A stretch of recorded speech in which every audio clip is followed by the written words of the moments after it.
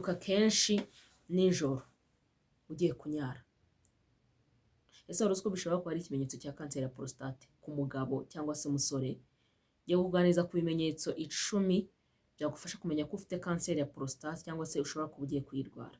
Kanseri ya prostate mwibutse ko ari uburwayi bubi buri kwica abagabo benshi cyangwa se n'abasore hano mu isi, by'umwihariko abantu benshi bagapfa batazi ibimenyetso byayo cyangwa akanapfa ataranigeze amenya ko arwaye iyo kanseri ya prostate, kuko abantu benshi by'umwihariko hano muri Afurika batinya kujya kwa muganga. Kandi ikindi, igiciro cyo kwivuza ahantu hose ntabwo ari kimwe muri Afurika. Mu Rwanda niba bitworohera, mu mahanga siko biri. Rero umuntu ugasanga afite ubwoba bwo kujya kwa muganga, kandi iba ari ibimenyetso biri kumujyana habi, ari ibimenyetso biri kumwica, ari ibimenyetso biri kumwereka ko hari ikintu kibi kiri fishi kiri kujya mbere mu mubiri. Rero kankunganize kuri ibyo bimenyetso 10 wamenya byakwereka ko ufite kanseri ya prostate. Ikimenyetso cya mbere ni ukunyara kenshi cyane mu ijoro.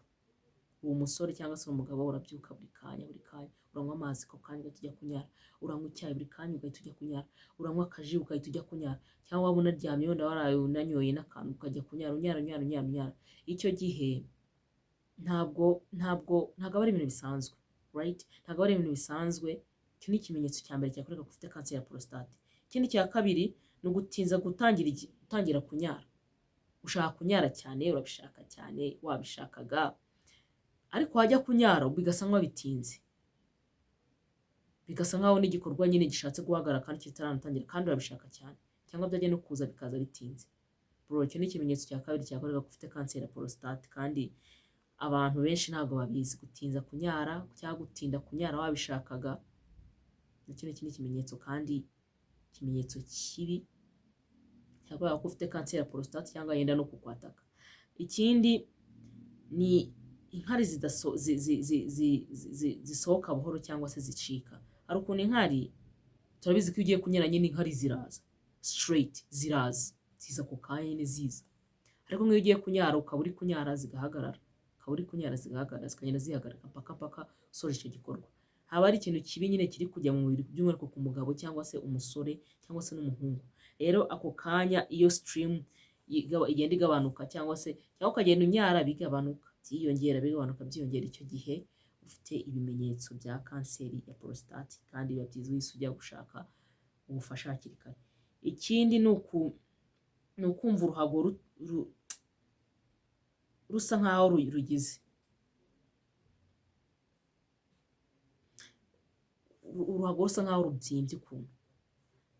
Iki kimenyetso cyo hari umuntu inshuti yo mu rugo mu minsi ishize waruherutse kuza like, okay, I'm spilling the bean here, ariko ni inshuti yo mu rugo kandi nkunda ubuzima, niyo mpamvu no mu rugo bakunda kubinganiriza ibyo bintu. Nk'iyo umuntu yaraje nyine abaganiriza kuri ibyo bimenyetso, yewe numva afite ibyo bimenyetso byose bya kanseri ya prostate. Kuba afite uruhago rugeraho rukabyimba, kunyaragura, kujya kunyara inkari zigacika, turambwira tuti nyamaze birakomeye, jya kwa muganga. So rero iyo wumva mu ruhago hasa nk'aho habyimbye, ni uruhago. Umugabo ntabwo agira ikiziba kindi, ni uruhago hasa nk'aho habyimbye, ntabwo ari ibintu bisanzwe. Rero biba byiza iyo ujya gushaka ubufasha. Ikindi ni ukubabara cyangwa gushya mu gihe cyo kunyara. Ushobora kunyara ukababara, waba uri kunyara ukababara, icyo gihe ntabwo ari ibintu bisanzwe. Wenda tunavuge ushobora kuba wananyoye n'amazi, kuko amazi ari mu bintu bidufasha kugira inkari zitabasha kutwangiza, ariko waba wanayanyoye wajya kunyara ugasa nk'aho ubabaye. Icyo gihe ntabwo ari ikimenyetso gisanzwe.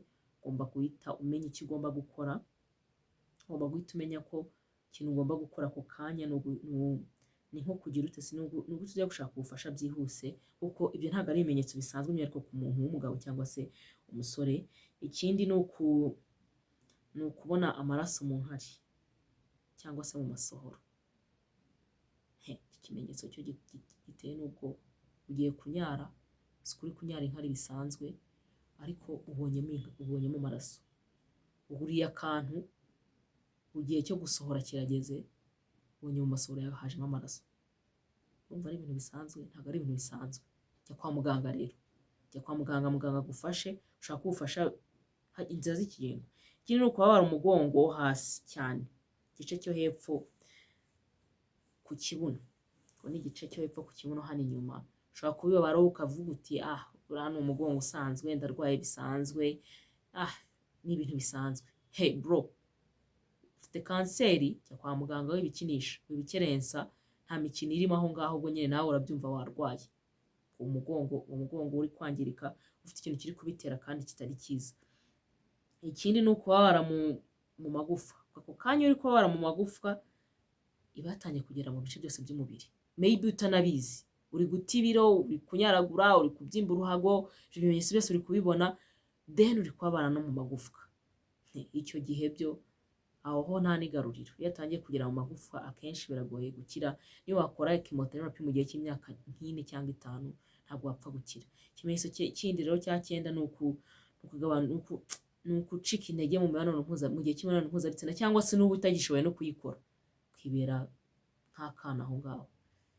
Iki kimenyetso cyo giteye ubwoba, kinakuye n'umutima, ariko abantu benshi barabifite, n'uwo muntu wari kubituganiza aragifite. Rero biba byiza atari na ngombwa kugira ngo ubone bino bintu byose. Niba ubona watangiye kunyaragura bidasanzwe uri umugabo cyangwa se uri umusore, unyweye amazi wese ushaka kujya kunyara, urumva uruhago rubyimbye, umva hita ujya kwa muganga, witinzamo ujya kwa muganga. Ikindi kimenyetso rero ni ugutakaza ibiro utabishaka ukagira n'umunaniro. Ibyo ni ibimenyetso bya kanseri. Buri kanseri yose igira ibyo ngibyo. Icyo kimenyetso, gucika intege no gutakaza ibiro. Yes, uri kubona uri kuyonga, wari umugabo munini uri kuyonga, ntabwo ubizi, ntabwo uzi ikiri kubigutera, ufite ibyo bimenyetso byose, ariko ntushaka kujya kwa muganga. Jya kwa muganga. Niyo mpamvu wishyura mituweli, jya kwa muganga. Niyo mpamvu hari ibitaro, hari abaganga, jya kwa muganga ubaze. Niyo wasanga atari nayo, ariko baza, ese muganga ko ndumva bimeze gutya, bigenze nte ko mfite ibintu bimenyetso. Kandi ikindi hari na sometimes hari n'abaganga usanga yanga kukubwira diagnosis yawe kugira ngo udakuka umutima, ukagumya kurwara treatment, ariko ntakubwire se uburwayi ufite bufite izihe ngufu, ese bwakwangiza bingana gute. No, nawe uri umuganga uri kureba kino kiganiro, ntugahishe umuntu nubwo byamukura umutima, ariko gerageza ukoreshe cyangwa doctor's language cyangwa medical language umubwire. So rero niba ufite bino bimenyetso, umuhungu cyangwa se umusore, umugabo, umusaza, birakomeye cyane. Jya kwa muganga, muganga agufashe, kuko kanseri yo nta kintu kiyivura uretse nyine kujya kwa muganga, muganga akagufasha. Waba warayifashwe ugatangira chemotherapy, yaba ari urugingo rutabasha kuvanwaho, muganga akagira ubundi buryo agufashamo, ndetse n'ibindi byinshi bigiye bitandukanye. Rero bimenye hakiri kare, wirinde hakiri kare. Ibyo bintu byose bizagufasha kugira ubuzima bwiza. Kandi niba ufite akamenyetso gatoya, niba ufite ibyo bimenyetso rero ugomba kugerageza uko ugomba kujya kwa muganga, muganga akagufasha. Kandi biba byiza nyine ubimenye hakiri kare kugira ngo wirinde n'ibindi bibazo byinshi byaza. Kwivuza kanseri birahenda, si hano gusa mu Rwanda cyangwa se muri Afurika. Kanseri irahenda ahantu hose, yaba no mu mahanga irahenda cyane. Rero bimenye, ufate nk'aho ari uburwayi buri seriye, ufate ibyo bimenyetso bifate nk'aho it's like, ariko ibimenyetso byose navuze hari haruguru, niyo waba ufite kimwe gerageza ujye kwa muganga, muganga agufashe. Muganga aravura n'Imana nyine igafasha, ariko gerageza.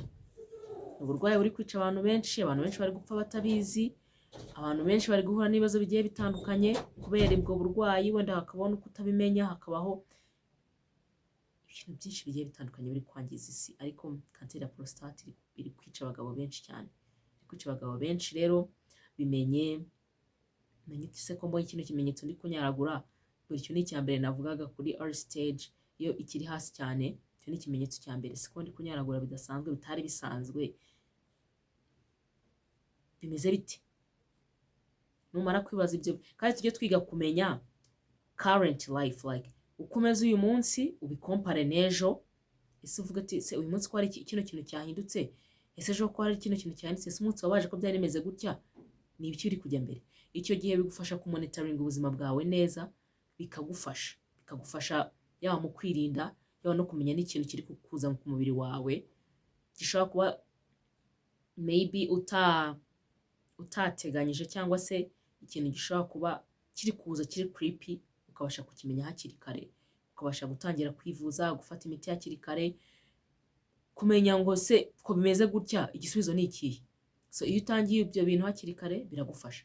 Rero bimenye, jya kwivuza, baza muganga, buri kimenyetso gitoya ubonye kidasanzwe jya kwa muganga. Ibyo navuze byo kubona amaraso mu masohoro, mu nkari, kunyaragura cyane, kubyimba uruhago, ibyo bintu byose bimenye ujye kwa muganga. Niba wabibonye jya kwa muganga, muganga agufashe, then ubuzima buzaba bwiza.